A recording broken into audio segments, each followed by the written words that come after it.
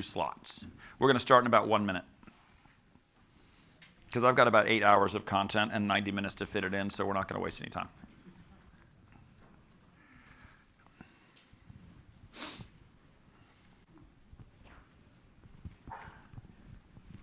Everybody make sure you've got a handout at your table. I do have a few extras. If you do not, you can wave at me and I'll bring you one.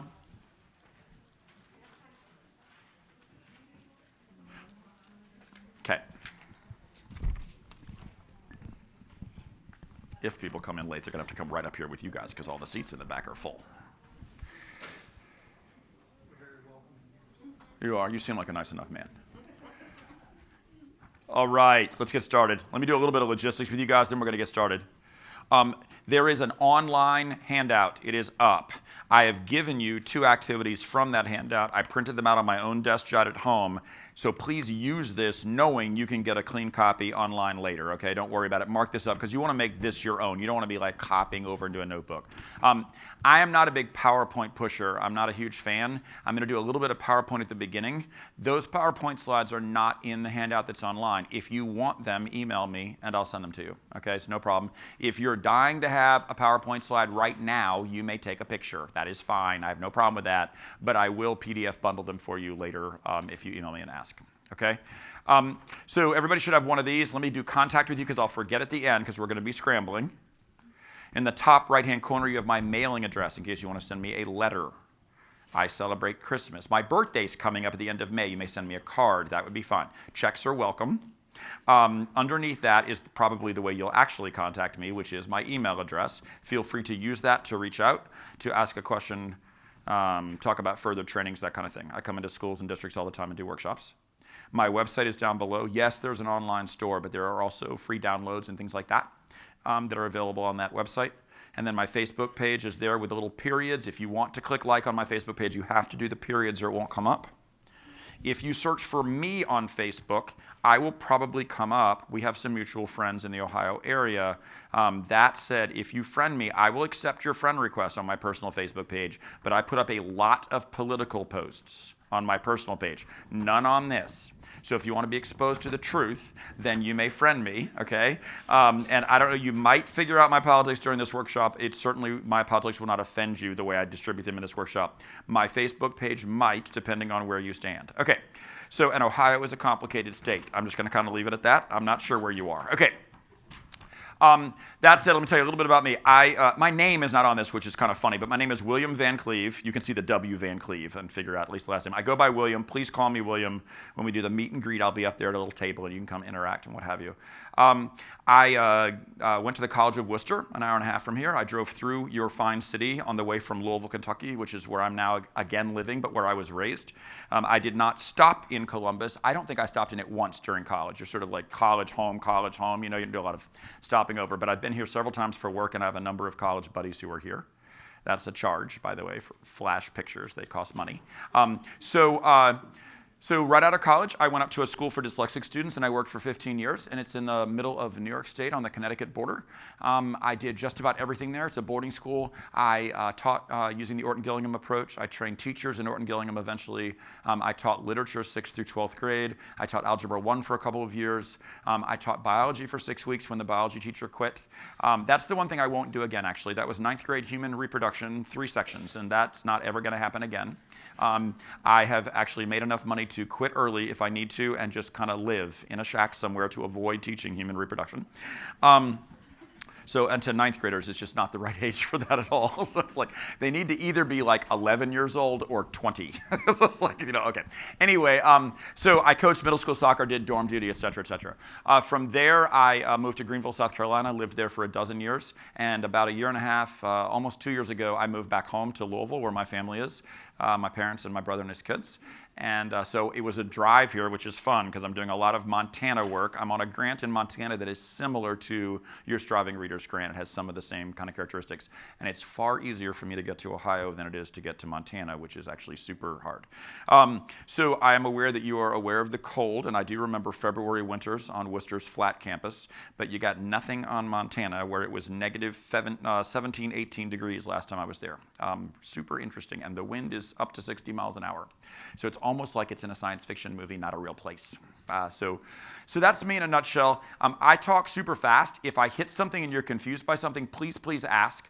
I'm going to get you involved with working with words, and we're going to be sharing and discussing. I think you will do that. It's a little harder after lunch than it is before lunch, but I think I'll get you going. Don't be afraid to take risks. I am a type A personality, but I'm super nice at managing things, and I would like very much to be able to model this. And in order to model this with you guys, I need to have you as my audience because I don't have a group of kids. So I think you'll really like it. This will keep you on your toes. It'll make you think. And I'm going to do, like I said, a little bit of PowerPoint sliding, and then we're going to get in and we're actually going to play with some language. Questions so far? Cool. All right, so I need to do a little research to tell you why this matters. So morphological awareness is what we're going to talk about today. And morphological awareness basically is the awareness that words are made up of bases, prefixes, and suffixes, that these parts are. So those of you who are doing literacy across the grades, you're aware of phonological awareness, even if you're not aware of morphological awareness. It's really the same kind of thing, it's just at a different level. So phonological awareness is the awareness that words are made up of syllables, sounds, etc. And this piece is meaning parts instead of syllables, sounds, etc. So morphological awareness, this awareness that words are made up of, bases and affixes, is a strong predictor of reading ability, vocabulary knowledge, and comprehension. In other words, kids who score well on morphological awareness assessments tend to have strong skills in these areas. Obviously, the converse is also true. If you have a low ability in this, in morphological awareness, that's an indication of struggling with reading, vocabulary, and comprehension. Questions so far? Cool. So, how many of you know Tier 1, Tier 2, Tier 3 vocabulary? Raise your hand if that's familiar to you. About the same as last time. So we're going to go over this briefly in a little bit, but knowledge of morphology is useful for academic vocabulary. I know you've heard that term, and that is basically what Becks' model refers to as Tier 2 vocabulary. So this is words that you see across multiple disciplines, and we'll talk about some examples. I'll get in that in just a little bit. When you come across a new word, you have a 1 in 3 chance of it having a meaning part that you have seen in another word. Prefix PRE, base PORT, suffix ED, or something. So something where you could connect it to another word and go, oh, I've seen that morpheme. The problem is this, though. Knowing a morpheme does not mean you know the word. So I'm going to give you an example. Most of the kids in your audience realm, they would know the prefix pre, P-R-E. They would know that it means before. Even struggling readers, it's a pretty common one that kids would have access to. And I would argue that most of the kids you're working with would know the meanings of the words prefix, preview, etc. Okay? And probably if I gave them something like pre-cook, they'd be a little off, but they would be able to kind of work out what it would mean because they'd understand pre. Is that fair for your age group? Second graders, maybe not, but your age group probably, okay. But knowing that pre means before, which is what it means, does not give you the meaning of the word preamble, okay? In fact, if you were savvy enough to take amble, kind of to mosey along or walk, preamble would be the things you do before you mosey. And that will not get you to the part of our political documents that are our government documents that set us up for the preamble. Questions or problems so far? Okay, so like if you were talking about the preamble, you might say, oh, is that where you touch your toes and stretch out before you take a walk, right? And that would be off. So knowing a meaning part does not inherently mean you know words that have the meaning part in them. So the old school practice of just memorizing dozens of prefixes, bases, and suffixes isn't super useful in terms of actually building in kids' improved vocabulary. Doesn't mean you shouldn't learn the meanings of some word parts. I'm not going the other way either. I'm just saying drilling a bunch of meaning parts as your vocabulary instruction isn't going to get you very far. Questions so far? So we should develop this awareness that words are made up of these meaning parts for several things. One is to build word sense, or a sense of like these parts in words. 2 is to build literacy skills, including vocab and reading comprehension. 3 is to build knowledge in content. A lot of these vocab words that you would use, they show up more often in your content, reading, and writing. And to build, everybody say polysemy. This is a real word, okay, polysemy. It means multiple meanings of words, poly meaning many. I had a person the other day try to say polysemy. That's polygamy. That's a different word, and it means something very different, although it does have that many piece involved in it. It's just many, yes. Anyway, okay, everybody good so far? Cool. If you are a practicing polygamist, I did not mean to offend you. Okay, here we go. A meta-analysis, in other words, a study of studies, I was stuttering while I said that. A study of studies by Bowers et al., 22 morphology studies, found that morphological instruction benefits learners. And here's the cool thing. It's particularly useful for less proficient readers. So it's really targeting a lot of kids for whom you guys are here. And there are two things that they found when they did morphological instruction. One, that it needs to be integrated with other aspects of literacy instruction. So tied to vocabulary work, to reading comp, to these other things. That we're not just pulling it out and just doing it in isolation. And two, that it includes a problem-solving approach. And if that doesn't ring true for you yet, we're going to do some of this problem-solving today in this workshop, and you'll be able to leave here and say, oh, that's what he meant by that. But basically, rather than feeding kids answers, what I want kids to do is discover and explore and understand through working with words. I want to build in them that ability because my goal is that these kids, when they're not near me, when they're not around me at all, when they don't have a teacher for support, could use some of the strategies and skills that I have helped them develop to attack words they're not familiar with that they come across in their own reading and their own thinking. Questions? You do not have to come up here, but there is space up here at these tables if you want to, okay? All right, and they seem to be nice people so far. No guarantees, but they have not frowned or said anything unpleasant to each other. Okay. All right. So a little bit on terminology. A morpheme is the smallest unit of meaning. A phoneme is the smallest unit of speech sound. Those of you who are doing phonological awareness stuff, Mary's doing that next door, actually, my friend, then you've got some of that. Okay. Morphology is, because loge means study of.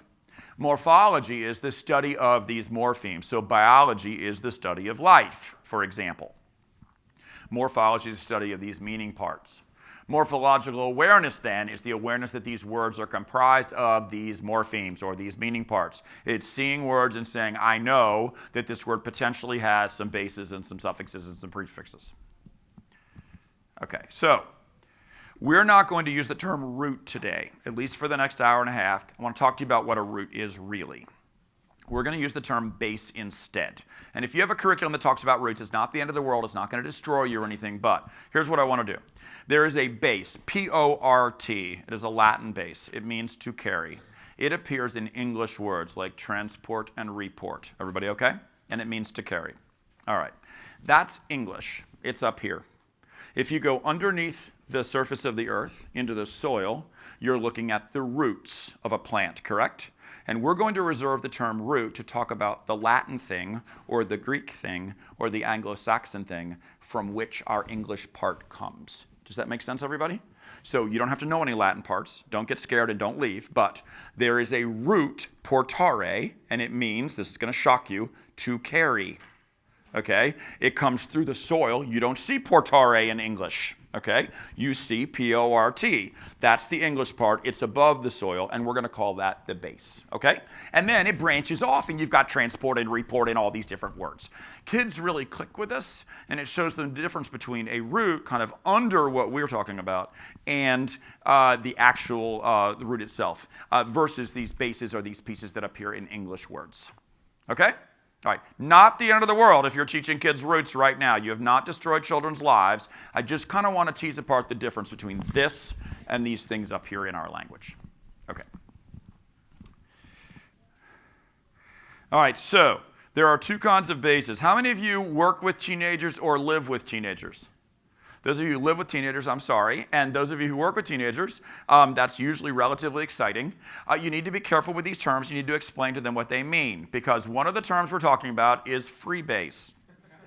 Okay? If you work with teenagers, that will cause you to giggle, and the kids will begin to look at you with more interest in your curriculum. Just saying. Okay? All right, so there are two kinds of bases. First thing to say about bases is this.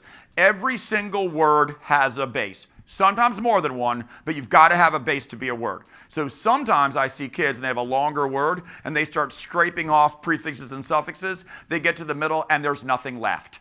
they screwed up. And that's okay. We work through it again and we try it again. But if you end up scraping off all these parts and there's nothing in the middle, you have a problem. Okay, now, those of you who have the online handout pulled up on your iPad, your computer, or you're going to do it later, all this stuff that I'm doing right now is on page 3. It's already there for you. It doesn't look like this, but it's all there for you, okay? If you learn by writing, go right ahead and write. I'm just telling you got this info. There are 2 different kinds of bases then. A free base is a standalone word called a base word, often. And K through 3 kids tend to focus on base words because they can't handle these abstract bound bases, okay? If you give them a base that isn't a word, they're like, what the heck is going on? Okay? So those are free bases, and those are base words. And if you call free bases base words, that's fine. No problem. That's a good word for them. Bound bases are bases like struct. That's a good base. It has a meaning. It means build. All right, but it's not its own word, is it? I have to add a prefix or a suffix to it to make it a word. So I have something like construct, or I have structure, and they both have this building feeling in them. Does that make sense, everybody? All right, so you have free bases and bound bases. Okay, you know the best time to do a workshop? Right after lunch. So there's a medical condition. You didn't think you were going to get any medical condition, but there's a medical condition that occurs right after lunch. Kids get it too, actually. It's called post-lunch slump. Do you know about that medical condition? Super funny. That's why this has caffeine in it. Some of you don't have that. Okay, so we have 2 different kinds of bases, free bases and bound bases. We're going to spend some time with both. No big deal at this grade level, but little kids wouldn't mess with bound bases. Questions? All right. So I think you probably heard the word affix, but an affix is anything you affix to a base. Yes?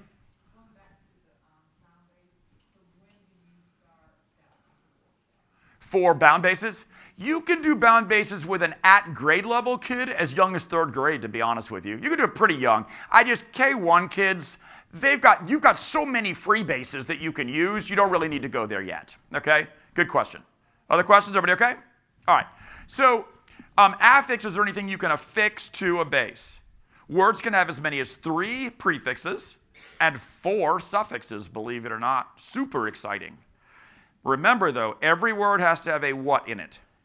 A base. That's non-negotiable. Everything else is interchangeable depending on the words we've got. Okay, so in the word rewinding, everybody say rewinding.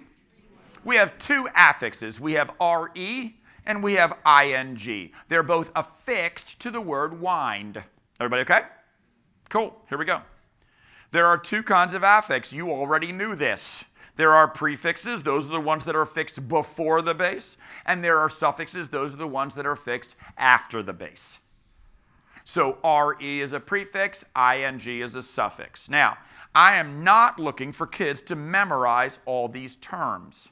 What I am looking to do is to be able to converse about these words using these terms. So the kids are going to get comfortable with the terminology through exploring and using the terms, not from having a quiz where they match the definitions of the terms to the terms. I'm just not interested in that. They're going to learn this through exploring, and if they don't know a word, I'll prompt them and it'll come in eventually. Okay? Okay. So, in the word underactive, everybody say underactive. What's the suffix? Spell it for me. Don't pronounce it. Good. And this usually marks adjectives as it happens. Okay? And then we have a prefix. Spell it for me. Good. You're very good spellers. Okay? And that's a prefix. Okay? And then the base is a free base. What makes it a free base? I can't remember. It stands alone as its own word. Everybody see how I do this with kids, okay? I'm just keeping it really comfortable, keep it straightforward. Now, do remember, guys, though, I've got 90 minutes with you, so we're going pretty fast. I would not go this fast with a super struggler. He would look at me like I have 9 heads. All right. So, construction, pretty similar, actually, but the base is a bound base. I can't remember. Why is it a bound base? It doesn't stand alone as its own word. Everybody okay? Cool. All right. 20 prefixes and 30 suffixes account for the majority of derived forms. In other words, if you look at a list of 20 prefixes and a list of 30 suffixes, you will have most of the ones that are used frequently. That said, as I already indicated with preamble, knowing the meaning of a prefix won't give you the meaning of the word. So what the research suggests is that you have a base-focused study, that you look at bases and then you think about how the prefixes and suffixes affect them. So I might take P-O-R-T, which means carry, and I might think about different prefixes that would change the meaning of that base P-O-R-T. And there are a lot of them, actually. That's a good one to start with. Questions? All right. So this is Becks' 3-tier vocabulary model. Don't worry about the red arrow right now. Let me talk with you this briefly because I've got not quite half of you have seen this before. So tier 1 vocabulary, this is developed in the 80s, and it's kind of how the researchers frame vocabulary discussion now. If you're familiar with the term academic vocabulary, that tends to be tier 2 words. Tier 1 words are basic words. So if you have native English speakers in your classroom, none of the tier 1 words would appear on a vocab test. They would know all of them. They're words like lunch and cup and glasses and hair. I mean, these are super straightforward words. They are not always easy to decode and spell, okay? Those funky silent letters and the vowel teams and all the ugly things in little kid spelling and decoding, those are all in these Anglo-Saxon basic tier 1 words, but they're not hard to define. Everybody see the difference? So these would not be on vocab tests. Okay, tier 2 words we're going to come back to. Tier 3 words are domain specific. And the biggest one I can give you to remember this is the word photosynthesis. It's a great example. Photosynthesis appears in life science. That is the only time you could really use that word. It's important to life science. Your biology teacher makes you learn it. But you can't really rock it in history or architecture or math or English. It's not going to show up in these other situations. Does that make sense? So what that means is, while that might be important when I'm studying photosynthesis, I don't get a big bang for my buck when I learn that word because I won't be able to use it elsewhere. Does everybody see why that? Okay, so when you're targeting words for instruction, you're not likely to want to do too many tier 3 words because it's not going to build their vocabulary significantly. Is that okay, everybody? So tier 2 is where the magic happens. These are precise, interesting, and sophisticated words. They're common in text, so you'll see them in textbooks and articles and novels, but not common in speech. Okay, so you can think about your kids who have reduced reading experience. They haven't seen these words as much as their classmates who are reading at level. So they get kind of a punch. Even if their IQ is good, if their decoding level, if they're not reading as much, they're missing out on some of these tier 2 words. A good one of these words is the word consequently. It's the one I kind of always think about and trigger, because you can see consequently in a lot of expository text situations, science and history and what have you. Okay. So tier 2 words pack a wallop. If you teach a tier 2 word, you are teaching them something that they can hit in a variety of different contexts. Now, I do full-day workshops that are just on vocabulary in general. We're here to talk about morphology, so we're not going to do too much more with this. But I want you to sort of recognize this because we're going to layer in the languages now. We have a number of major languages of influence in English, but there are 3 big ones we're going to talk about today.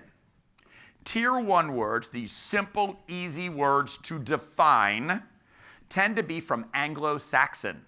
And Anglo-Saxon, raise your hand if you were required, notice I did not say did you actually read it, if you were required to read Beowulf. Go ahead, raise your hands. Okay. You were reading, when you were picking up the Cliff's Notes, or Sparse Notes, you were reading an Anglo-Saxon text, okay? If you look at the original text, you actually can't read it unless you have a linguistics background. It is too foreign from what current English is, okay? So that is Old English. We don't have a lot of written Old English anymore. But tier 1 is from these Anglo-Saxon words. And what's funny about tier 1 words is they tend to be easier ways to say things, because Angles and Saxons had a kind of a basic, I don't mean not a lot of words, but basic, simple ways of talking about things. So for example, turn on, Anglo-Saxon, activate, Latin. You with me? A little bit more technical, a little bit more clinical, what have you. Okay. So that's Anglo-Saxon words, the Old English, and that is roughly 20 to 25% of our words. But it has a lot of our super common words, like the, okay, which appears a whole lot more than our 20 to 25. Okay. Latin is tier 2, and that's around 55 to 60% of our language. So what I'm telling you is that more than half of the English language is Latin. It's not even English. And these words tend to be multisyllabic, and they tend to be these tier 2 across the disciplines words. Now, guys, not all Latin words fit here. Not all Greek words fit here. Don't be too rigid. I'm just kind of giving you generalities. I'm going to give you an example. School is a Greek word. It is clearly a tier 1 word. Everybody knows what it means. Everybody got me? So it's not perfect. Don't get all rigid on me. I'm just kind of giving you general overarching concepts. All right, now oftentimes when we're messing with highly technical, like math vocabulary or science vocabulary, we are playing in tier 3. Greek words make up about 12% of the language, but here's the punchline. If you take the terminology of maths and sciences, it's more like 60%. So that 12%, when you go up to things like photosynthesis and democracy, it jumps up to 60, 65%. So you can see how these older kids who mess around with the Greek origins and pieces, they can really help their vocabulary in significant ways with that. So that little, you look at the words, you're like, 10, 12%, why is this worth teaching? Because it's all of these words in these heavy, hard content classes like calculus and biology and chemistry. Okay. And algebra, I didn't mean to go so high. Like calculus may scare you because I know you're not math people. But okay? Okay.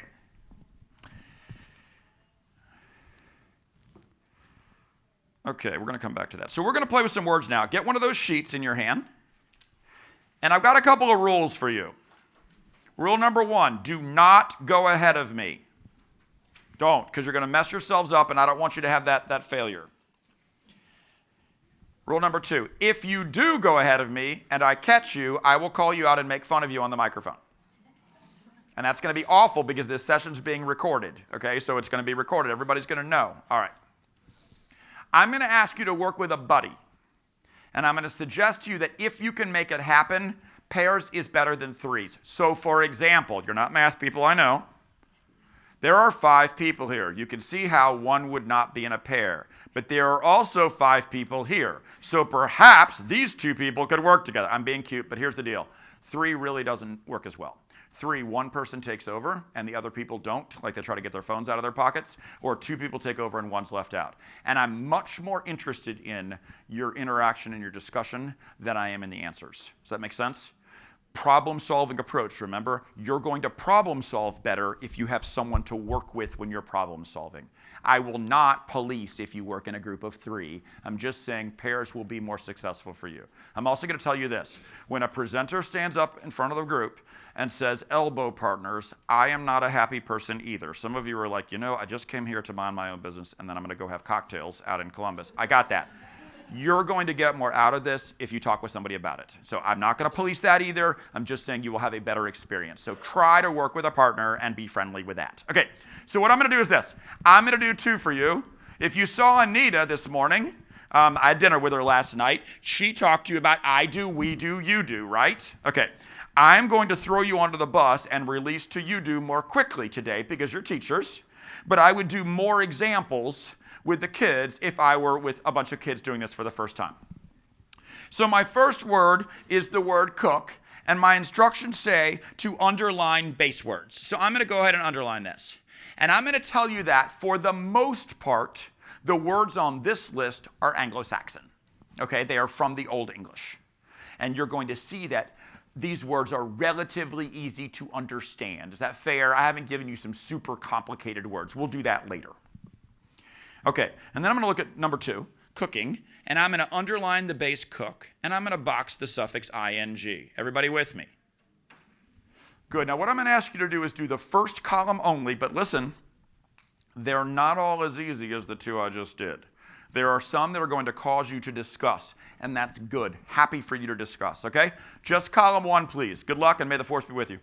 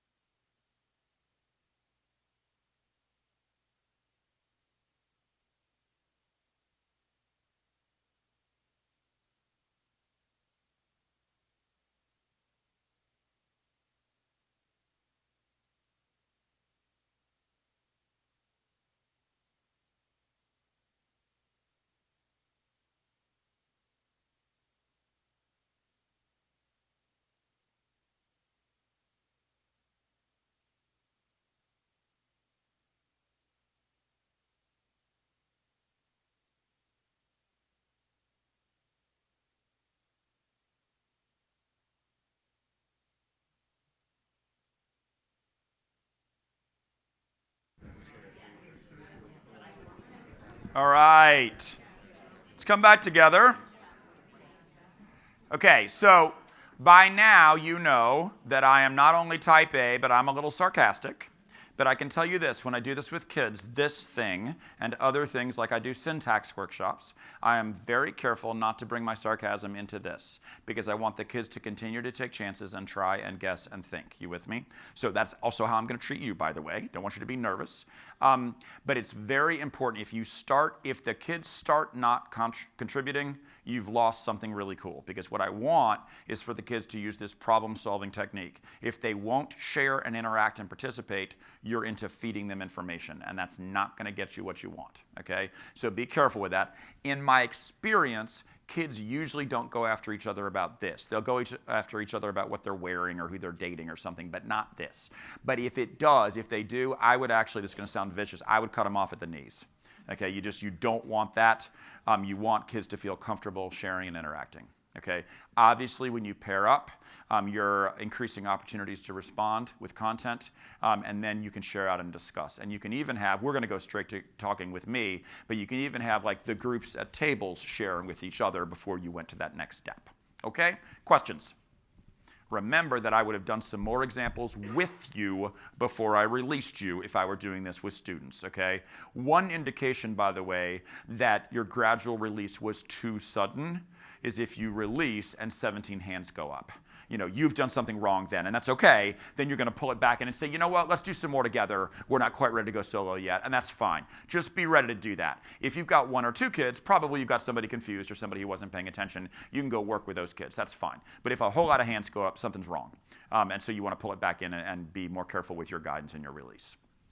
Okay, so overcooked is actually the hardest word and the biggest discussion word. Who's got one way they did overcooked? Who will share? Sure, go ahead. Tell us what you got. Put the prefix over in a box. Which is the prefix? Over. Okay. Underline cook. And the suffix is in box ED. Okay, one of the things I like about what he just did was he used the terms to talk about things. He talked about the prefix, the suffix, the base. Good. Not all of you did this. Some of you did something else. What's the other thing some people did? Sure. Found a familiar word. Okay, what familiar word did you find? Over. Okay, you found the word over. So what did you do differently when you coded this? I underlined the base word, and then I was looking for the other words around it. Okay, what did you do with over in your coding? I put a box around it. So you did the same thing? Okay, did somebody code this differently? Yes. We underlined over. Okay. It was another base word, and then boxed in the suffix. Got me, everybody? So there are two ways people do this. Yes, one is right. That doesn't really matter yet. One thing you have to do is be careful with how you gauge your audience and you work with your people. The second thing is you need a poker face. Because the moment you give them the answer, the discussion's over. Okay, they will stop talking immediately. So I've gotten relatively good at this. You're not going to figure out what I think until I'm done, unless occasionally I slip and say something I shouldn't. But I'm relatively good at this. You want to be careful with that. One thing we can all agree on is what?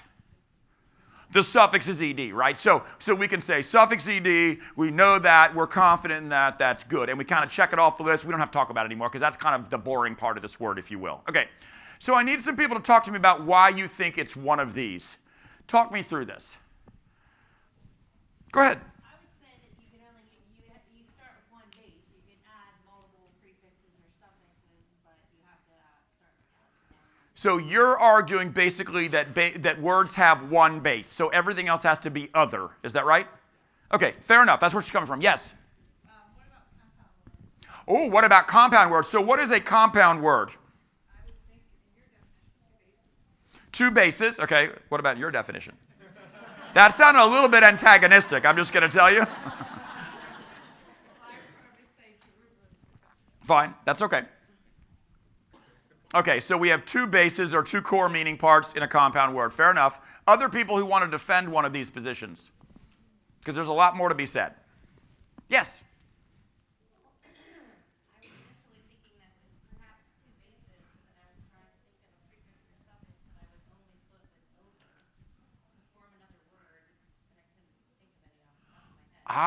Okay, so she did something, whether she's right or wrong in her definition, she did something extremely useful that we're going to want to do again. She contextualized, okay? So she took the word over and she said, can I re-over? Or can I overed? Or can I overfull? And she couldn't think of a way to affix onto over, so you kind of shifted to thinking that it's the top one. Is that right? Okay, so again, whether she's right or wrong doesn't really matter, but it's interesting to think about where her head is, where her thinking is, right? Okay, good. Other people, there were some hands. Sure. So I was thinking of other words that would have over as a prefix.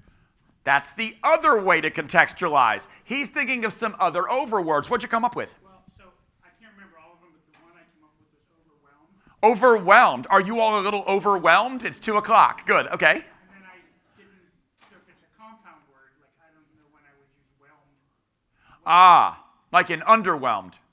but whelmed by itself as a Oh, so you're saying that whelm might be a bound base? Okay, cool. yeah, that's what I thought. Okay, cool. All right, but guys, I mean, he doesn't feel dumb right now, right? We explored something really interesting. He's there. What are some other overwords, guys? Give me 1 second and I'm coming to you. What are some other overwords? Overhand. Overanalyze, which I'm sure some of you think we're doing, but that's okay. I don't care. Overly is interesting. He just suffixed over. Overture. This is what I think. I'm not positive. Chur isn't a suffix, I know that. I think that's overt, and then the suffix ure. That would be my guess, because o is a prefix I know, and vert means to turn. So I would have to look it up, but I can tell you that in those words like nature, the T isn't with the ure. So, but that's a really interesting word. I would want to look that up. I don't know for sure. Other people? Overage. She just suffixed again. That was really cool, because I liked what you did with that whole affix thing. I was with you. All of a sudden, I'm being twisted. Okay, so cool. All right, now you had something you want to say over here. I was thinking the same, he was thinking, I was saying overachiever. Overachiever, overanalyze, right? Sure, overactive. Okay, good. So, other thinking. Okay, so I will admit the whole overage thing is really interesting. So the top one is right, and let me talk to you about why. You can have, what's annoying about this word is that the prefix means over. It's a different kind of over, but it means over, and it also is spelled the same as the base over, right? That's annoying. Don't get me wrong. I understand that this is confusing. I didn't want to give you something that's a joke. I wanted to get you in there and make you think, okay? However, compound words don't work this way. A shipwreck is the wreck of a ship, okay? A cupboard is the board, a la Little House on the Prairie, for your cups. You with me? That's the way compound words work. This is not a cook of or from your over. Over is modifying or influencing the meaning of the core piece, which is cook. Everybody with me?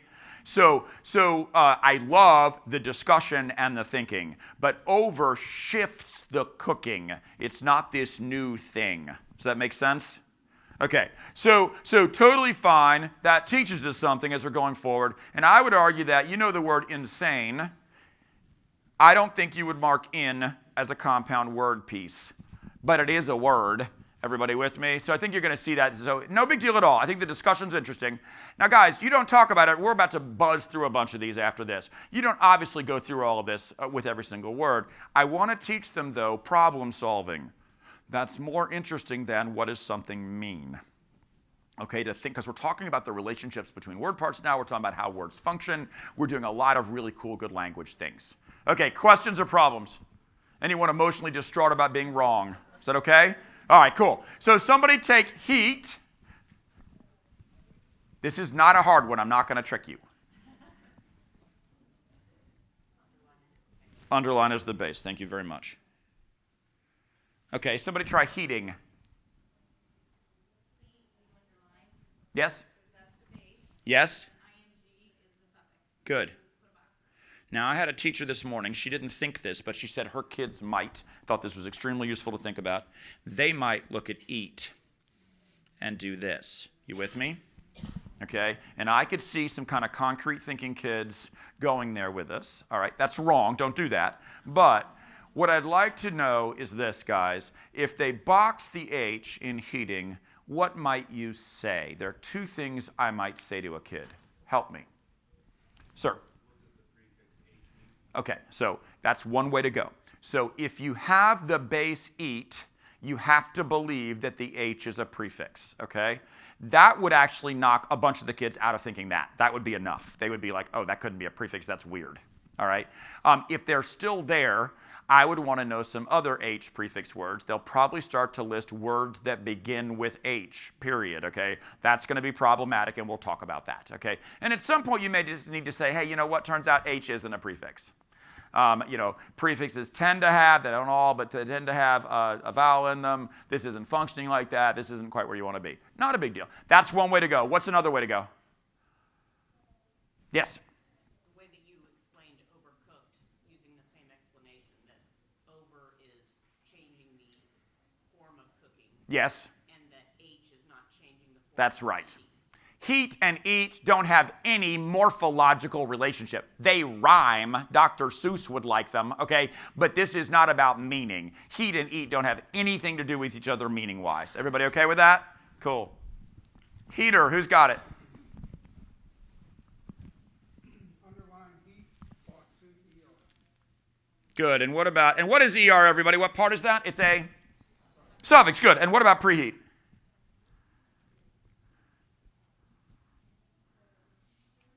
This one isn't hard either. Box in the pre as the prefix, Okay. and then heat is your base. Now, I'm going to tell you all something. This con gentleman over here who's saving me from awkward silences, he's done talking for a while, so you guys are going to have to participate. You with me? Okay? He's being great, but I recognize his voice now. Some of you are going to have to play. All right, so on the second column only, don't do the third column yet. Take a shot with your partner. Good luck.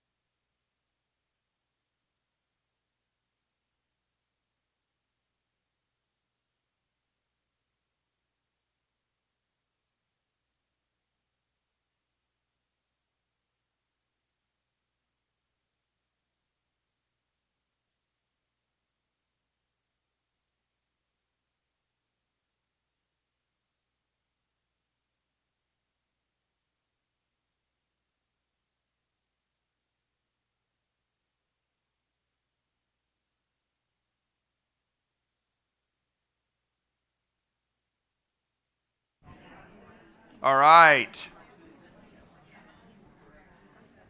Okay, now, I want to hear some voices that don't sound familiar. I would like somebody to try overheated. Give me a shot. Sure. Over is a prefix, so you box it. Over is a prefix, so you box it, she says. Heat is the base, Heat is the base, and ed is the suffix. and ed is the suffix. I have a question about this. Okay. What about the word overtly? So I think overtly is not this. I don't think that's over. I'd have to look it up to be sure, but I think that's where you were, sir. I think that's VERT. No, that's okay. Don't worry about it at all. I think that is a VERT is the base and O is the prefix. That would be my guess. Okay? All right, and guys, if I weren't in a workshop, we would look it up and talk about it if I were with the kids. I just want you to realize that. Okay, so I would get on and play with the words, and what I usually do with kids is I have something up. Like I use Edem Online is one site, but I have something up and ready in case we come across a word we want to play with, because I don't want to do like log into the server and all these silly things that take up time. I want to be ready. Sometimes I don't actually use it. I've logged and I've set it up and it just doesn't come up, but I want it to be ready. Okay? All right, good job, and good job with this. And guys, whoops, low battery. So one thing you're learning, I hope, is we picked up Overcooked, and we can use that, and that makes Overheated easier, right? Okay, we've learned some things that we can apply to new words. And once I did Overcooked, probably with my students, I would give them some other overwords right then and there to kind of cement my concept if that were there. Now, I realize this is simpler than some of what you guys would want to be doing with some older kids. We're going to do some more advanced words later.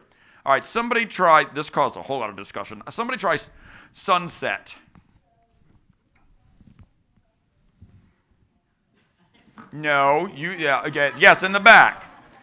Sunset is a compound word because it's the setting of the sun. So she's brilliant and she shouldn't ever change. And she said exactly what I would do, which is I talked to you about the wreck of a ship. This is the setting of a sun. This is the compound word, a sunset. It's kind of a new thing. Okay?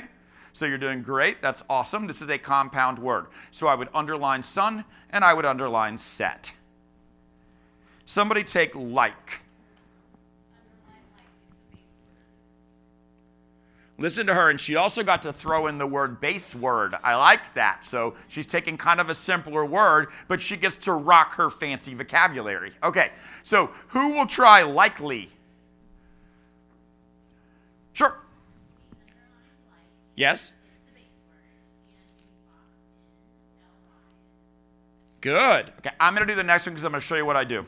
My friend taught me this, Marcia Ramsey. So the base is obviously like, and it's missing the E. Did everybody get that? Okay.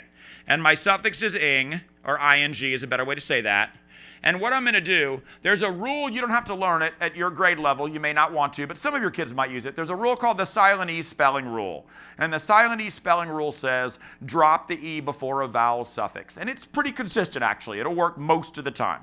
So what I would do, since the rule is drop the E, did you hear me? Here we go. I'm going to do a cute little arrow here, and I'm going to put the E underneath to show what I just did. Okay? And that is the only time in my spelling rules where I do something beneath the line. There's some other things that happen, but I do them above. Yeah? So does that make that LIK a bound base because of that silent E rule? Is that I would call that a free base. Okay? That's a good question. So that's not a bound base because the base really is like, L-I-K-E. It's a word we know, and then something happened to it. Are you with me? Now, he's modeled something really cool. He has asked a question in an area of uncertainty. If he were not comfortable asking me a question, I wouldn't know where his head was, and I couldn't have helped him clarify. This is why it is so vital to build in the interaction piece with your kids. I don't care if kids are right or wrong. I care if, when they're right or wrong, I want to know where their heads are, like what they're thinking, so we can work on that thinking. Okay? Yes? So along with, kind of along with that, how about the word running? How would you mark that? I would use prayer. No, that's okay. So running is something called the doubling rule, okay? And I usually do that as a word sum. So if I had running, here, I'll show you. I would be inclined to do this. So there's something called a word sum. You know what? Do me a favor. We're going to finish this, and I'll come back to that, okay? I will get that. I'm going to go too far on a tangent, and we'll lose our train. I didn't put any doubling rule words on this, but I'll come back, and we'll talk about that in a minute. All right. So likelihood. Who will take a shot? Sure. Good. That's true. That's true. And above the L-I, what might I write? a Y because that I did in fact change to Y. Or excuse me, the Y changed to I. Everybody okay? Cool. What about worth? Base. That was a different male voice. See, he's allowed to talk. Everybody okay? All right. No, I know where you are, so you're good. All right. Who? Okay, so this is what I want you to do here. 1, 2, 3. Don't worry about the rest.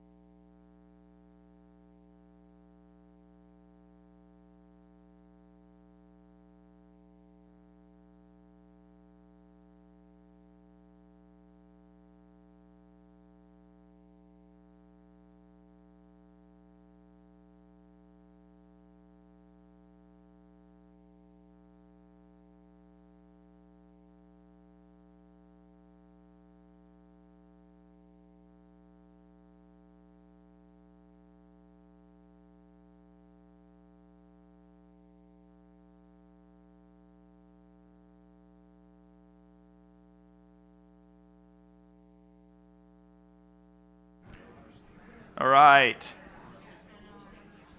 So let me talk to you guys a minute, and then we're going to get in and do these 3 words. Everybody listen for a minute.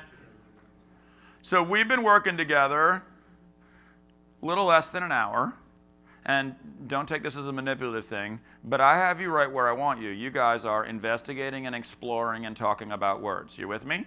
I am aware that you would like to be talking about where you're going to eat tonight, but that's that you're talking about words. So this is what I want you to build in your kids. They don't have to be right at everything. They do have to be a little bit curious, and they have to be willing to take chances and try things and explore and talk. And your conversation's excellent. I'm walking around listening to it. And that means the release has been gradual enough. It's not gradual enough if I were dealing with a bunch of kids. Okay, so you guys are pretty much on and in it, and you are raising the interesting questions. Now, one of you who shall remain nameless tried to get me to cheat and give away an answer a little while ago, but since there was no money, I did not take her bribe. Okay, so worthiest, who will take a shot? I don't think this one's super hard. It's okay. Yeah.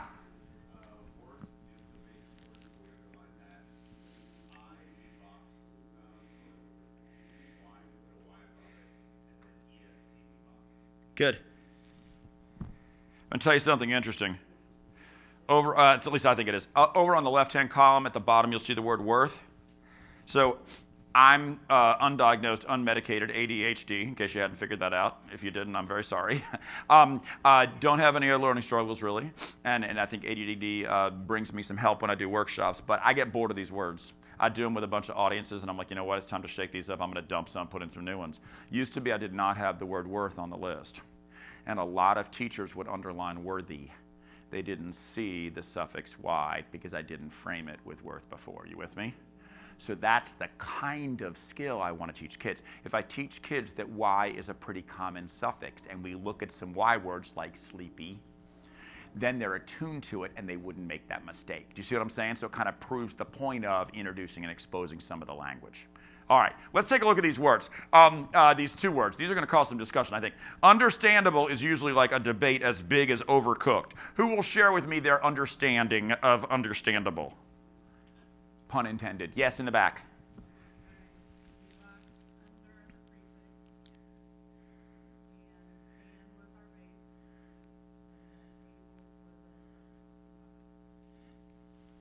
Good. Some of you didn't do it this way. What did you do instead? Yes?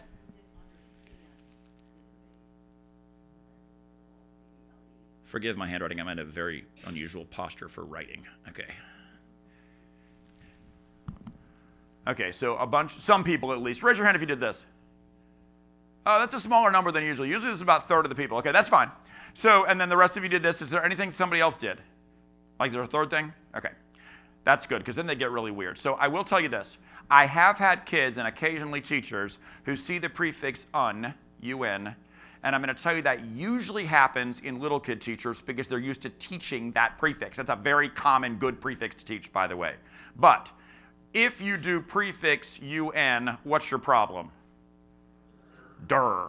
Okay, and so you have to be pretty old to remember Beavis and Butthead, but that's really the only time when you can use der effectively. Okay, so again, kind of process of elimination, you can go down that channel. That's an okay place to go, but you want to get yourself back out, right? You want to turn around and say, wait a minute, that was an interesting try, but it's not going to work for what we're doing, and that's part of this process. Okay, so good. I would like to hear some justification. So I'm going to start with these guys because you're in the minority in this room. Can you tell me why you decided to do this? There are 3 or 4 of you, and usually there are a lot more, actually. I talked myself back and forth, but I kind of leave it there because when I looked at breaking understand apart and how it was just under, we need a prefix of stand, give me the meaning of the word understand. Okay. Good. So whether she's right or wrong, I really like her thinking, right? She was thinking about the way under applies to stand. She couldn't get anywhere good with that, and she said, you know what? I'm thinking it's all one thing. Good. Other people who were in her thinking, there were 3 or 4 of you. I'd love to hear somebody else. Sure. We're going to self-identify that we asked it for the answer. That's the one, by the way, yeah. We were having similar thinking, and we almost were looking at it like a compound word, like able to understand. It's like, wait a minute, compound has 2 words, so we processed that through without Okay. looking at it initially. We break it apart, looking at understand. Okay, cool. So, and that is actually interesting. You all noticed, by the way, nobody really fights this one, but able is a suffix, and it basically means able to. But nobody ever tries to make that into a compound word thing. You got me? Because they're kind of used to that one, and that's common to them. All right, so I will tell you this. The majority wins on this group, but it's not always the case, okay? This is the first one, but let me tell you why. A couple things. One is, remember that these languages that we're getting these words from, Latin's dead. The Greek words we're getting are from ancient Greek. It's also dead, and so is Anglo-Saxon. So these word parts that we're getting from these roots in the languages, they're abstracted over centuries of time. They don't all mean exactly what they meant then. Okay, it's not going to be quite that simple. That said, in this one, it is concrete, because this is literally the stuff under your stand. But you can't be literal about standing. It's not like I'm standing, it's your position, and you can do that from a chair. Are you with me? So your understanding is this stuff under your stand. Now, unfortunately, that's not, say, a meme post, right? Because there isn't a lot under that. That's a repost. You with me? That's a bipartisan joke. You can't be offended, okay? So when you're firing out a meme. But if you have an understanding of something, you know the stuff under your position. You've been thoughtful about it, okay? They don't all work that way, but I'm going to tell you this. Don't go so far in your analysis that you look at an apple and see a pear, okay? That's under, you know that. Go ahead and box it. You already boxed over, and then take it. I have no problem that you all were thinking about it. I just don't go too extreme. If something looks like an apple, go ahead. It's probably an apple, okay? All right. So let's try underactive. Sure. Great. Underline act as the base. Yes. Box under as a prefix. Yes. And IVE as Yes. How many of you kept active together? Good. Thank you for being honest. Okay, now, how many of you who kept it together, now that she's shown you the IVE, are ready to, it's all of you, right? Okay, so that's an easy win, but here's what happens. You, before you ever met me before, you knew that ing was a suffix. You didn't need me. You might or might not know or think about suffix IVE. It's a pretty common suffix, but it's not a little kid suffix. It occurs in older words like motive, okay? So it doesn't get taught to the little kids, so it's not something that's quite as common in our kind of thinking about morphology. So once you know it, this becomes really easy. So if I teach IVE as a suffix, and I would tell you that usually it marks an adjective, okay? Then when you see a word with IV at the end, you're going to think and go, wait a minute, I wonder if. You're going to kind of attune your brain to that. Is that okay, everybody? All right. So Underactive, I'm going to tell you that in a previous incarnation of this sheet, right in front of Underactive, I had the word react. No one ever missed this because I gave them react. It was clipped, right? The IV wasn't there. They took that knowledge. So that's not, I'm not trying to trick you. It teaches you something about the usefulness of your teaching, basically, right? If you're thinking about these parts and how to instruct. Okay. You're doing well. Here we go. So what I want to do now is build a matrix with you, and I think you're really going to like this. So if you'll flip your paper over so that you have a blank piece of paper, and then what I'm going to ask you to do, guys, is this. There is kind of an answer key to what we're going to do in the handout. If you downloaded the handout, I'm going to ask you not to look at it for just a little bit, okay? Not the sheet I gave you, but the whole handout. I left you an answer key for later on when you want to go back and look, but I don't want you to use it to inform yourself of this. Okay, we're going to look at the base STRUCT, and we're going to do something called a matrix. So we're going to build a kind of a rectangle, and we're going to write in it the base STRUCT. And this base, as it turns out, means build. I mentioned it to you briefly earlier, but no big deal if you don't remember. Questions so far? Cool. I need to hear some STRUCT words. Destruct is a good one. Instruct. So destruct means to build down or build away from. Instruct literally means to build in. What else? Construct. That means to build together. Structure. Nice. That's a noun. Instruction. Very nice. Instructor, also nice. I actually don't think they came up with that one first hour. I forgot about that one. So OR is a suffix that means one who or one that. So a director is one who directs. A confessor is one who confesses. An instructor is one who instructs. One of my students recently said, well, that must mean that a tutor is one who toots. So that's a kid who's thinking phonologically how it's pronounced. And actually, if you think about the very fancy word tutelage, to instruct, it works, but it's a bound morpheme, right? It's not its own little word that's all tidy and nice. So other words. Constructive, sure. Construct and IVE. And what did I tell you that IVE usually marks? It's usually an adjective. That's right. Good. What else? Oh, good. So unstructured. This is a very unusual word, actually, because UN is Anglo-Saxon, and it's attached to this Latin base. That doesn't really happen very often. And so I'm going to have to add suffix ed here to get unstructured. Does everybody see what I did?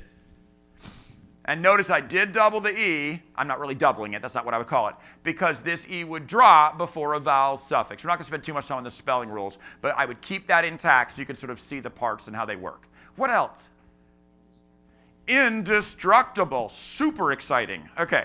So now, when I do this with kids, a couple things I want to tell you. Well, let me get this first. Indestructible. Okay. Pete Bowers, who introduced me to the matrix and does a lot with this, he's got a book, Bowers does this with kindergartners, just not this base. So I don't want you to think that this doesn't work for younger kids. I'm going relatively high because I want to show you some of the things you can do with this. It'll go much higher too. If you start doing one with like poly, meaning many, very complicated, pretty advanced. So this will work at all different levels. Pete himself is dyslexic, and he really uses this. He used this to kind of work on spelling for himself. Because this spelling piece, very, very meaningful in terms of, first of all, the matrix shows the relationship between meanings and parts, but it also shows how we're constructing words. Okay? So for example, if you think shun is a suffix, you would have a double T here. That doesn't make a lot of sense, right? And if you put a double T here, and I've seen that happen in struggling spellers, okay? You're not really thinking about how the suffix piece works. So you can make some assumptions and some understandings based on your spelling work. I would make this posit to you. English has no bizarrely spelled words. The oddness is in the pronunciation. Yes? What levels would you use? Right, you said kindergarten, right, first grade. I could do STRUCT with an at-grade level 5th or 6th grader with no problem. Maybe younger. Younger would take longer. And I might not do some of the words. Like I might not do a double prefix, or I might, you know what I'm saying? So, but you can do something like teach, reteach, and unteachable, and whatever. I could do that with a 2nd grader, no problem at all. All right, good questions. All right, any other words you can think of? Deconstruction. And also reconstruction. Now, here are the rules. I'm going to go ahead and put re down here because you also have restructure. Everybody with me? Here are the rules. You can start anywhere. I can start here and make structure. I don't have to start all the way over to the left. And you can end anywhere. So I can go construct. I don't have to go over here. Okay? You can't skip a step. So I can't go in, skip D, come over here. That's why I need in twice. Does everybody see what I just did? Because this makes in D whatever. I can tell you, I know it's late in the afternoon and you all are tired. Kids pick this up pretty quickly, that rule, that concept. So you would have the in twice. There's a reason. You would also have re twice, and I've already got D twice. Can you see that? I'm going to need that because I can't skip over a step. When I do this, I often use this base because there's a lot of stuff to play with. For my first one, I would start this with a 6th or 7th grade group. They give me some words. I put up STRUCT. I put up con, whatever, and then around 3 turns in, a kid says a word, I hand them the whiteboard marker, they come up and they start adding their words, and we start building it together. When they're ready, I would get butcher block paper or whiteboard, like laptop thingies, and have them work in groups at their tables, and you give them a base to untangle or an interesting word, and they start thinking about it. And then you come around, like I was doing VISE, which means to see a little while ago, and some kids were doing some pretty cool ones, but they hadn't gotten a couple, and I just walked by and I said, oh yeah, think of supervision. And that opened up a whole new world, and they were thinking about those things. So you're kind of prompting and building. Questions or problems? Okay. So this is the matrix. Now, my friend, whoever it was who was asking about doubling, like a runner, was that you? Who was my, oh, okay, good. So if I'm doing word sums, they look like this. Con, or C-O-N, plus S-T-R-U-C-T, plus I-O-N. And then the way you show the equals, this is called a word sum, and these go with the matrices, is you do an arrow instead of an equal sign. And the reason you do that is because things like the silent E rule, they're not going to be exactly all the letters. So let me show you. I'm going to go off of STRUCT. I'm going to do baking for you. Bake plus ing. Baking. There are some of these in the handout. And then you have something like crying. Nope, let me do cried, because that'll actually have a change. See what I'm doing? So runner is a good one of these. This is called the doubling rule. There's a whole rule for this. And instead of an equals, because I'm not really keeping it, so it would be runer or something, I have a double. See what I'm doing? So what I would do with something like runner is I would show the parts underneath or something like that if I were doing it in an activity like we were doing. Okay? Questions? All right.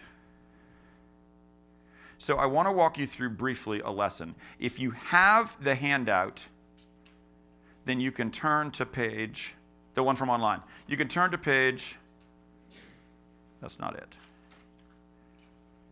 Page 6. I'm going to be extremely linear about this, and I'm going to walk you through a lesson. You do not have to read this. You can look at it later, because I want you to see how all the pieces would go. I'm going to do P-O-R-T. For one thing, it's 2:40 in the afternoon and you're tired. So everybody say P-O-R-T. P-O-R-T. Now, the reason I'm spelling this instead of pronouncing it is intentional. You will notice today, it may have even jarred you a little bit, I am moving towards spelling all of my morphemes. And there's a pronunciation problem that this fixes. So remember when I told you guys that words are spelled completely logically, that pronunciation is what throws them. If you do something like port, and then you have opportunity, you lost the port. Are you with me? You can't hear it. But if you spell it, P-O-R-T, it's in both words. I'm going to give you a simpler one. Everybody say H-E-A-L. Pronounce it. What about health? Are you with me? So the spelling of the morpheme is smarter. And I'm going to tell you that you already do this. You just don't do it with all of them. You don't say suffix ed. You say suffix ed because it has multiple personalities, right? It can say d and t. So do almost all the rest of the morphemes. Okay? So we're going to want to spell them rather than pronounce them. And I would tell you it'll take the kids about a week to start doing this logically if you haven't been doing it. I'm not saying you're doing anything horrible if you haven't. I'm just saying it will reflect better in the spelling if they think about the spelling of the pieces rather than the pronunciation, because the pronunciation is confusing. Okay? All right. So let's say I gave you P-O-R-T. I would put it up, or I would have you write it. So you can go ahead and write P-O-R-T on your paper. I'm not going to have you write much, don't worry. And then, depending on the level of struggle, and I've got different strugglers at different levels in this room, in terms of your kids, not you. So take a second and go ahead and do this and pretend you got a super struggler. Trace the P-O-R-T and say the letters out loud as you do it. So that's some of these letters here, okay? And you can read them later, don't worry about it. They're all laid out for you in the handout. Okay, so I'm really doing some sort of multimodal or multisensory activities. I'm saying it, I'm looking at it, I'm writing it, I'm hearing it, etc. I may need that much with kids. And then I'm going to find a keyword. And the way I find keywords usually is to try to pull them from the kids. But I do not want to let kids choose the keyword, because they'll choose something like preamble for PRE. Not a good choice. Let me hear some P-O-R-T words. Transport. Support. Portable, that's actually usually my keyword. So we've come across my keyword. Transport works pretty well too. But portable works. So I would, on the back of my card, because I like to make cards, I would have P-O-R-T on the front. On the back of my card, I would write portable. And what does P-O-R-T mean? Do you remember? It means carry. And I'm not really worried about the to part. I used to do to in front of all mine, but a lot of these are nouns like transportation. And that's confusing when you go to carry. So I kind of just go carry now. Is that okay? All right.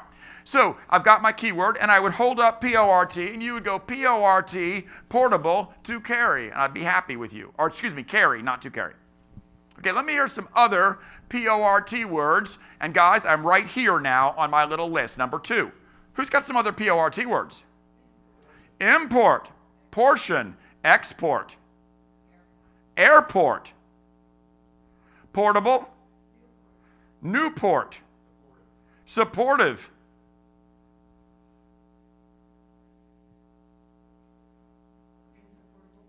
insupportable. Okay, so that's number 2. Then when the list has dried up, I would say, I'm going to give you some definitions now to come up with some other words. And these would typically be words the kids know but didn't retrieve, okay? So for example, I might tell you that there is a document I use when I travel to Europe. It's called there's also a wall-less garage, and it's called Frank Lloyd Wright invented that, by the way. Good. So if I'm going to art school, I have something to carry all my artwork in. It's called my Good. If I'm, okay, this is fantasy literature, so some of you may have to tune me out, but if I have in front of the big wooden castle doors is kind of a trellis-like metal thing. If you go to a castle, you'll see the little prong sticking out, and it drops down. Say it again. Portcullis. It's always a man who comes up with this. I'm just going to tell you all. Okay, so portcullis. And portcullis is that ironclad little thing. It keeps the battering ram from slamming into the doors. It's super useful. Okay, so you all were being very apolitical, but right now one of the things we're discussing in terms of our immigrant population is deporting and deportation, right? Okay, so that was a bipartisan comment. Don't get all riled up. I'm just saying it's an issue we're talking about. Okay, so we've got all of these different, you see what I'm doing? So I'm giving you definitions and you're coming up with words. Typically words that you know, I'm not trying to trick you, but words you hadn't thought of. So that is number 3. We already did a matrix, so I'm not going to do one for PORT, but here I could make a matrix with PORT. It would be kind of like our STRUCT matrix. And then here, I would give you a list of PORT words, and you would underline the PORT. Super important, because it's not useful to have kids memorize that it means carry and not be able to see it in words. That's kind of silly, right? Okay, so I want to work on that. And then I'm going to do things like this morphological awareness task. So everybody repeat after me. Exporter. What's the prefix in exporter? X or EX. And what's the, no, you know what, I don't want to do EX, I want to do X, that's right. What's the suffix? Good. You can pronounce them in this activity because this is about pronunciation, sorry. What's the base in exporter? Port, good. Okay, everybody say exporter. Change the prefix X to D and say the new word. Change the suffix to Asian and say the new word. Good. Drop the Asian and say the new word. Good. Change the prefix D to re and say the new word. Add the suffix and say the new word. Get the idea? Okay. So this is morphological awareness. I am shifting. Notice I did not say add the prefix RE. This isn't about spelling. It's pronunciation, okay? I'm doing something a little different. Those of you who have done phonological awareness activities with younger kids, this is very similar to that activity.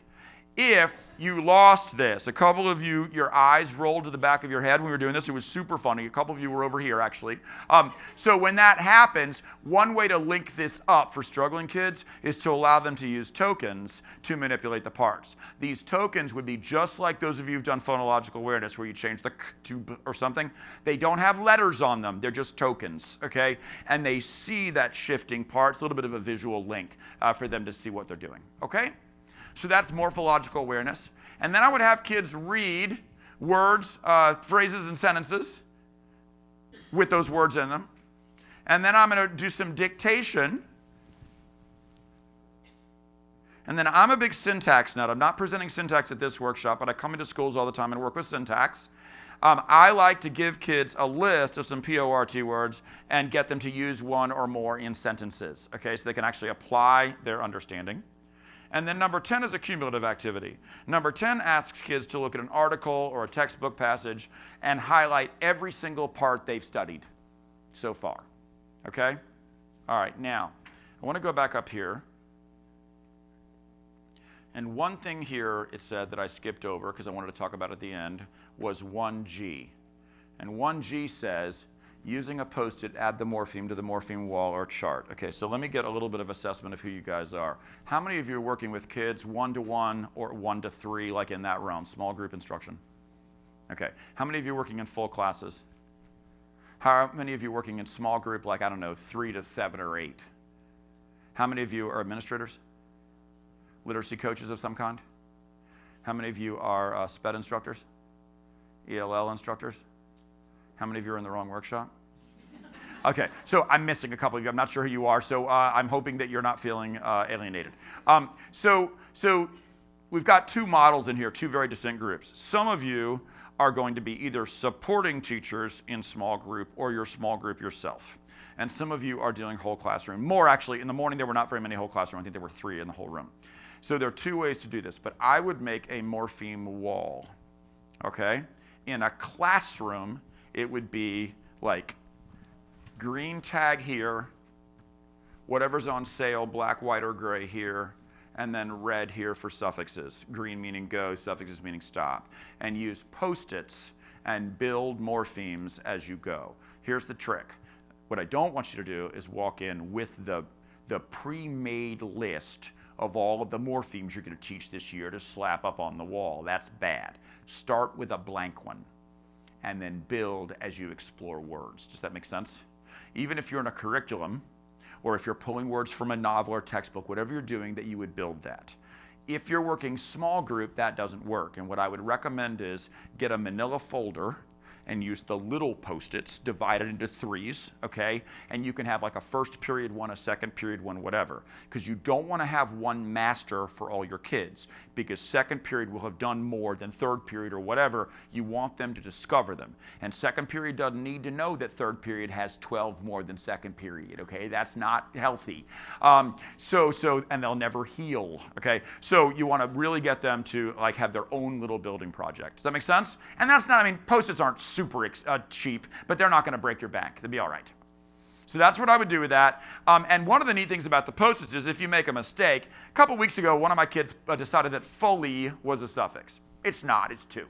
But we went ahead and made, because that's where we were in our thinking that day, we went ahead and made suffix F-U-L-L-Y. We did it on a little Post-it and we stuck it on the little board.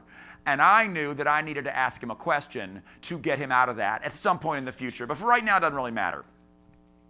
So a couple sessions later, we got back into some morphology, and I gave him the word doubtful. And I said, this is a funny little B in here. And I talked to him. This is an older kid. I talked to him about the word dubious, which actually is linked to doubtful. That's where that B is. You can hear the B in dubious. But then I was like, doubtful. Now look at this fully. You think something's off? And we started to talk about it. And so what he did was he had kind of a ceremony, and we ripped up fully, and we made F-U-L and L-Y, right? We made the two new suffixes, and that's great. So it's kind of an uncovering discovery thing with the kids. So one thing I don't want you to do is leave here scared to try this. That's the only rule. I am not a linguist. I do not have some secret degree that you do not have. I learned this by doing it with kids and by being unafraid of exploring and being wrong and tripping and trying things, okay? All right, with that message, we're gonna do a couple of these advanced words, and then I'm gonna get you on your way. We have 7 minutes, it's gonna be perfect. So look at the bottom of your worksheet.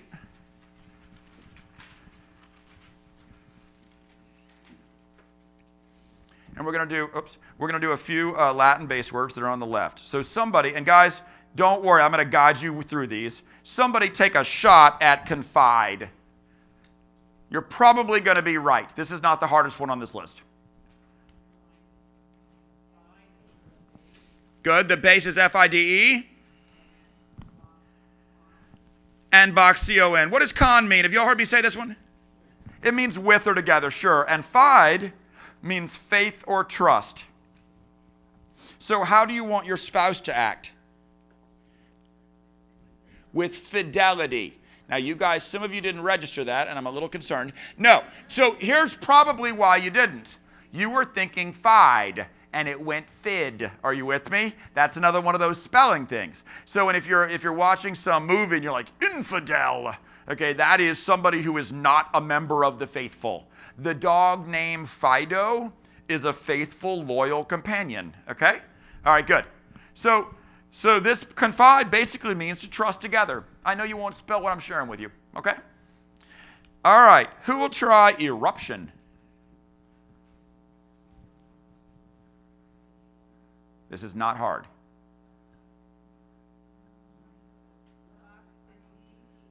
Okay, we're going to box the E. This is a very common prefix, EX. You've got an exit sign. That's one of the relatives. It means out of.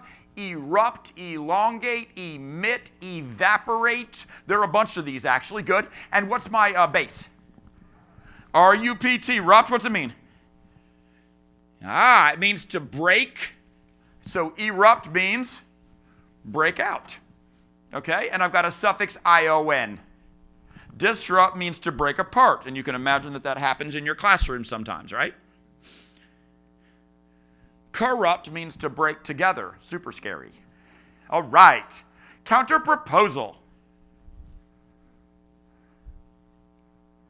You're being shy all of a sudden. Go a little further. Part of that's an affix. If I gave you propose, what would you do to it? Well, yes. All right. No, you're good.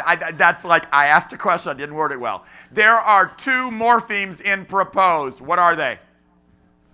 Pro and pose. So P-O-S-E means to put or place, like position. Pro is actually a prefix. It means for or fourth. The only thing that makes that hard is that the base is late in the word and you're not expecting that. So counter means against, like contra. Okay, so propose literally means to put forth. I make a proposal and I put it forth. Counter proposal is something against the proposal. Okay? All right. Let's try a couple Greek ones. So I'm going to tell you one quick thing you need about Greek. Greek, remember, is a lot of sciencey, schooly words. There is something in Greek very common called a connective O. So in this word, you've got one. After I do that to you, I think it becomes a little cleaner. So what is my first base?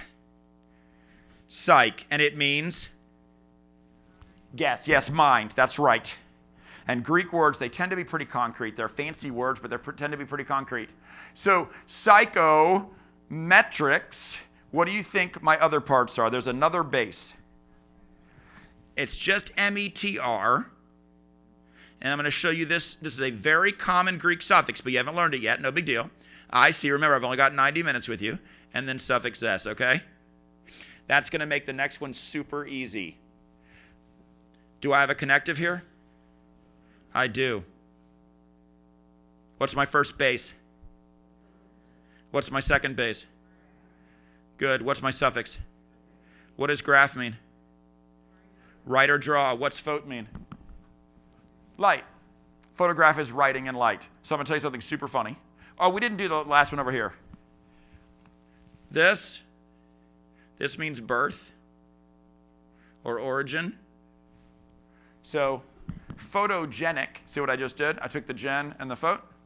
Photogenic means you are so gorgeous that when you came out, the light just shined on you well from birth.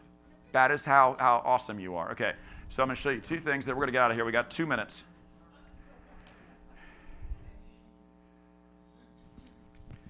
So let me show you these. Sin and sim, they both mean the same thing. They mean same. And they are prefixes. What's my base in this mess? C-H-R-O-N. What's it mean? Time. So synchronize, I-Z-E is a verb. Synchronize means same time. We synchronize our watches, we make them the same time. Sympathy, sympathetic.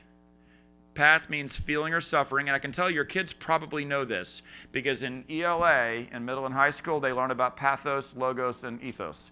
So, and pathos is sort of the feeling quadrant, if you will, or the feeling realm. So sympathy literally means same feeling.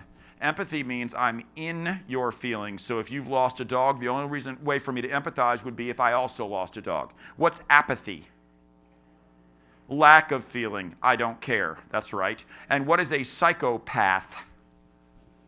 Suffering of the mind. I have 1 minute. Look at this word. What's weird about it? It has a W. Thank you very much. If I said these phonologically, I would go own, two, 3, fower, right? Fower, you like fower? 5, 6, I'm okay, 7, egot, okay? You with me? All right, so look. You can do all kinds of weird guessing games and mnemonics and whatever, but the best way to learn how to spell 2 is to think about twin, twice, 12, twilight, twig, which is a branch off of the main one. All the other, believe it or not, TW words, you hear the W. Only in 2 do you not. How annoying is that? Here's 1. Only. Whoops. Lonely. And even atone. When you atone, you are at one with yourself. All of those, you can hear the long O. Inspiration. Last one. The hard part of inspiration is the Can you hear that? You hear you could spell it I-R, O-R, U-R, blah, blah, blah. All you need to do is think of the word inspire, and you don't have to guess anymore. Make sense? I hope you had a great time. I had a great time with you. Thank you so much for coming, everybody.